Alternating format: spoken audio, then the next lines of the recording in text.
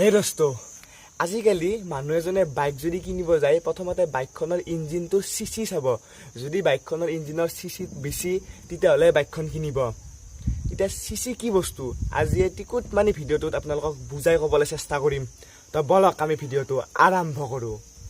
চাওক, আপুনি যিমান দামী গাড়ী ল'ব সিমানেই বেছি চিচি পাব। আজিকালি হিৰো হণ্ডা গাড়ীবিলাকত 125 চিচি থাকে। তাৰপিছত যোনবিলাক দামী দামী এনফিল্ড সেইবিলাকত 350ৰ পৰা 500 চিচি লৈ থাকে।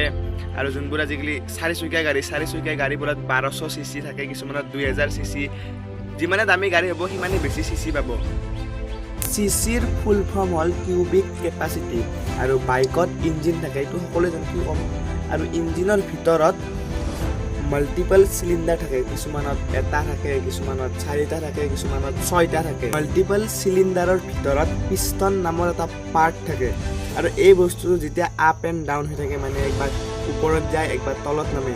আৰু এই প্ৰচেছটোৰ ফলতে এখন গাড়ী আগলৈ যাবৰ কাৰণে শক্তি মানে এনাৰ্জি পায়। আৰু এই প্ৰচেছটোকে কম্বাশ্যন বুলি কয়।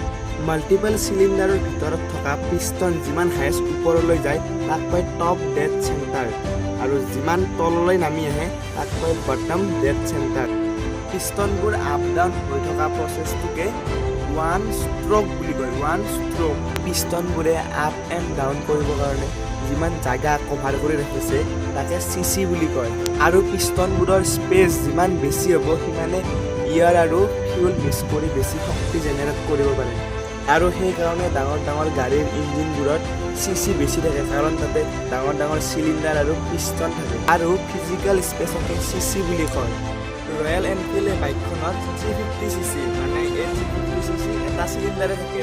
আৰু BMW X1 গাড়ীখন 2000 চিচি হয়, মানে ইয়াতে 4টা চিলিণ্ডাৰ থাকে। যেতিয়া এখন বাইক পুৰা ফুল স্পীডত চলি থাকে তেতিয়া ভিতৰত থকা পিষ্টনবিলাক পুৰা স্পীড আপ এণ্ড ডাউন হৈ থাকে, একবাৰ ওপৰত যায় একবাৰ তলত নামে। আৰু সেইকাৰণে বেছি চিচি থকা বাইকবোৰ বেছি হেভি থাকে, বেছি স্পীড যাব পাৰে। সেই দোস্ত, চিচি কি বস্তু হয় যদি এই ভিডিঅ'টোৰ পৰা অলপমান কিবা বুজি পালে তেতিয়াহ'লে ভিডিঅ'টো লাইক, শ্বেয়াৰ, ছাবস্ক্ৰাইব কৰি দিব।